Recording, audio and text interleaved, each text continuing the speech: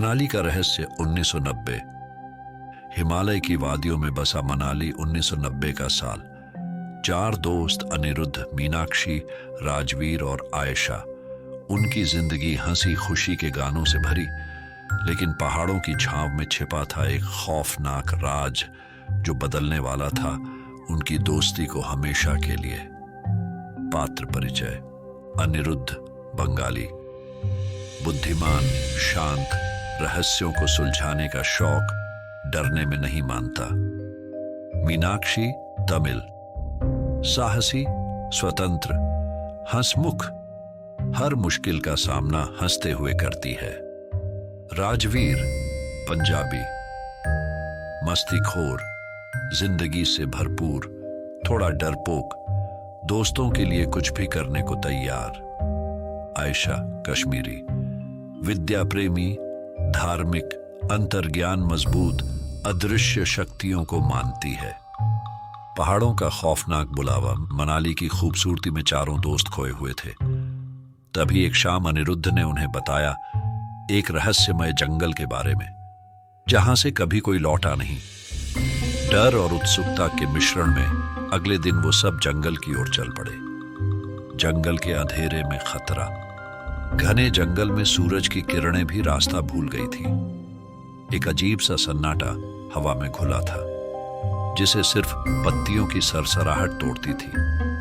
अचानक मीनाक्षी की नजर पड़ी एक प्राचीन मंदिर पर। जिज्ञासा से वो अंदर दाखिल हो गई। वहां एक टूटी मूर्ति पड़ी थी और उसके सामने अजीब से निशान बने थे, मानो किसी ने कुछ खींच कर निकाला हो। अचानक बदलाव। मंदिर से निकलते ही सब कुछ बदल गया।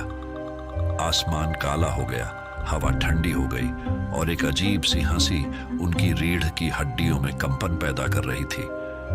अचानक राजवीर गायब हो गया। घबराहट के बीच उनकी टॉर्च की रोशनी में एक छिपछाया दिखाई दी, जिसमें मानव जैसी कोई आकृति नहीं थी, बस कालापन था।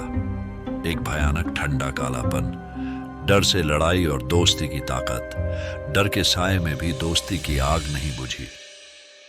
अनिरुद्ध की सूझबूझ, मीनाक्षी की हिम्मत, आयशा की प्रार्थनाओं और राजवीर की वापसी के बाद मिले साहस से उन्होंने उस अज्ञात भयानक ताकत का सामना किया। राजवीर ने बताया कि उस छिपछाए ने उसे जंगल की गहराई में खींचने की कोशिश की थी, पर वो किसी अदृश्य ताकत से लड़कर लौट आया। हकीकत या दहशत का खेल। जंगल से निकलते वक्त सूरज उग रहा था, मानो रात का वह खौफनाक सपना था।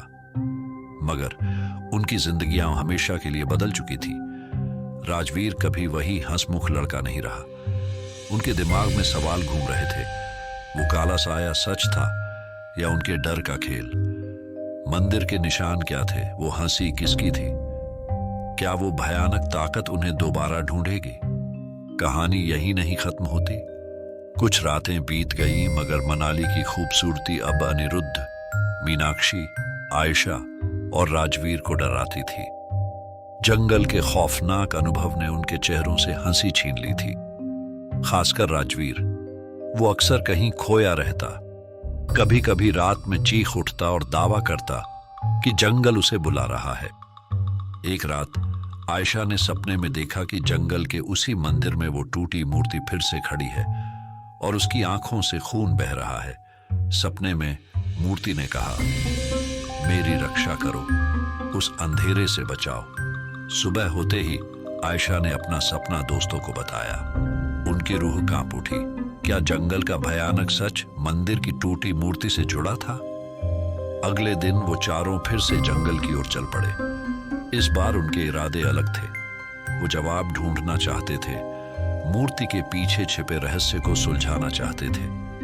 जंगल अब और भी घना और डरावना लग रहा था।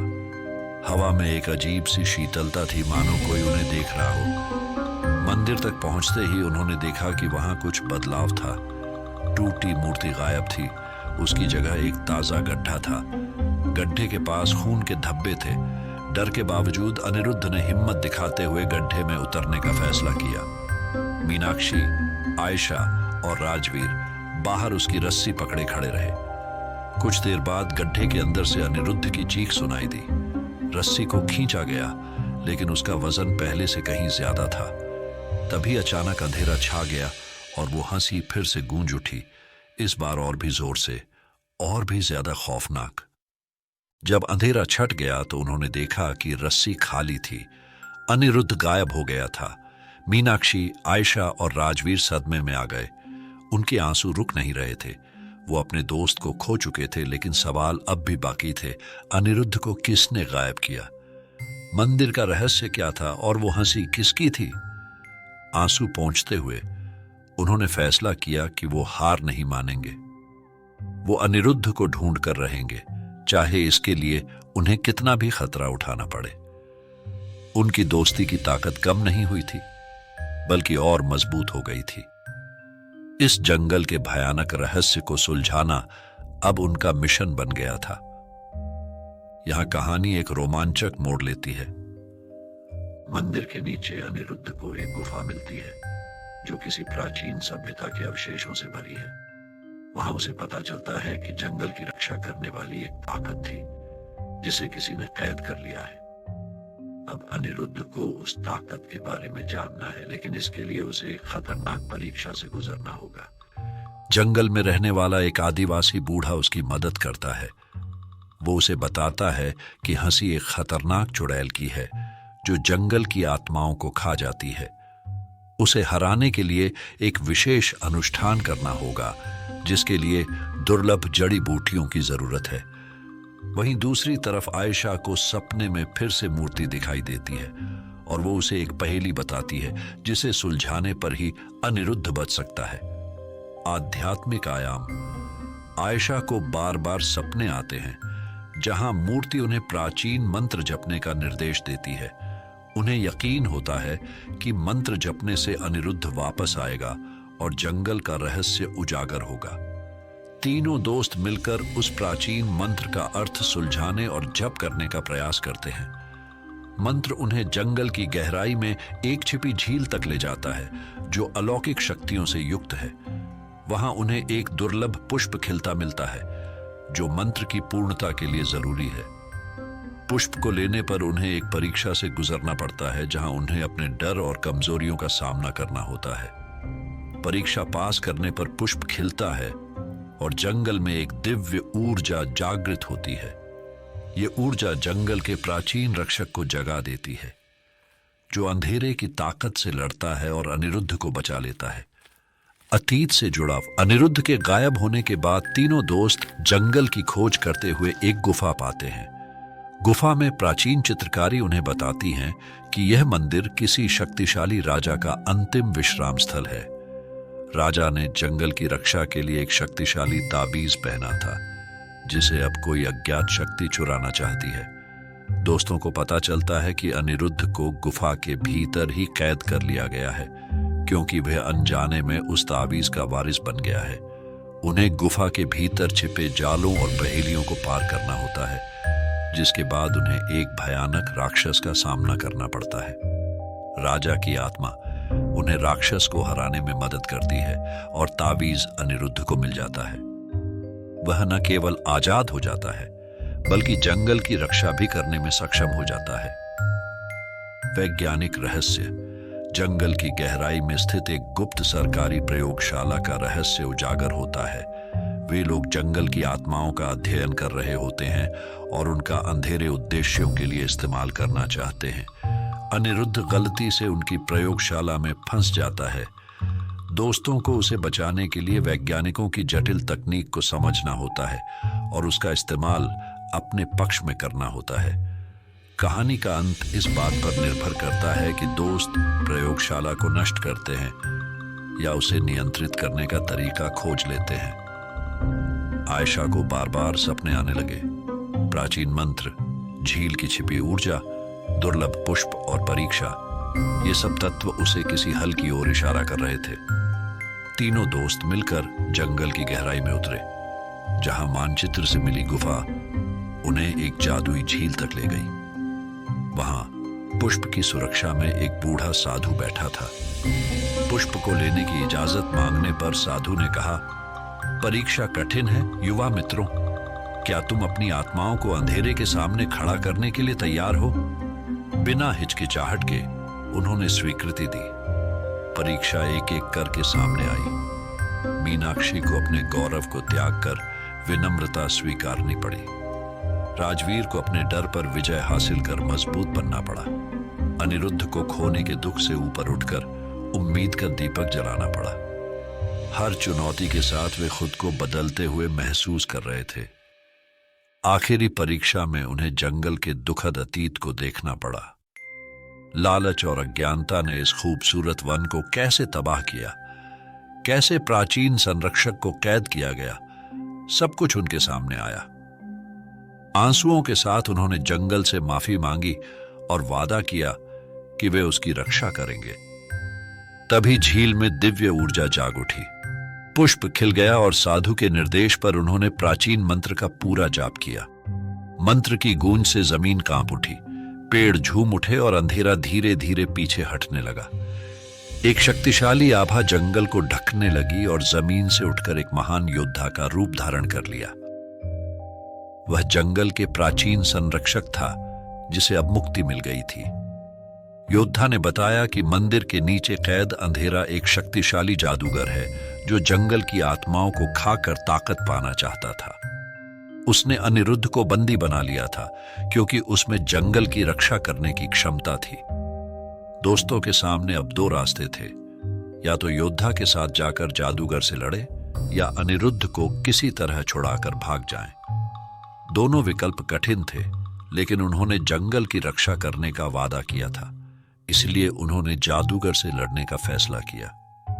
योद्धा के नेतृत्व में उनका जंगल के अंधेरे कोर तक सफर शुरू हुआ।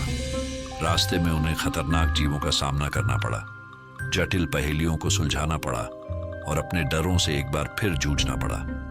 हर चुनौती उन्हें और मजबूत और एकजुट बनाती जा रही थी। आखिरकार वे जादूगर के अंधेरे महल तक पहुंचे। एक भयंकर युद्ध छिड़ा।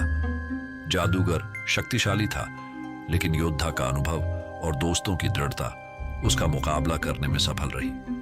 धीरे धीरे अंधेरा कमजोर पड़ने लगा। अनिरुद्ध को बचाकर बाहर निकालने के लिए मीनाक्षी और राजवीर ने खुद को बलिदान करने का फैसला कर लिया, लेकिन आयशा ने उन्हें रोका। उसने एक आखिरी बार पुष्प का इस्तेमाल किया और मंत्र जपा। मंत्र की शक्ति इतनी तीव्र थी कि जंगल का अंधेरा पूरी तरह से मिट गया और जादूगर सदा के लिए खत्म हो गया। जब उन्हें लगा कि सब कुछ खत्म हो गया है, जंगल के भीतर से अनिरुद्ध की आवाज आई। वे उसे बाहर निकालने में सफल रहे, लेकिन अनिरुद्ध अब पहले जैसा नहीं था। उसकी आंखों में गहरा अंधेरा छाया हुआ था। वो अपने दोस्तों को पहचान नहीं पा रहा था और लगातार जंगल की गहराई की ओर जाने की जिद कर रहा था। दोस्तों के मन में भय पैदा हो गया। क्या अनिरुद्ध के भीतर अभी भी अंधेरे का कोई अंश बाकी था? क्या वो कैद के दौरान जादूगर के प्रभाव में आ गया था?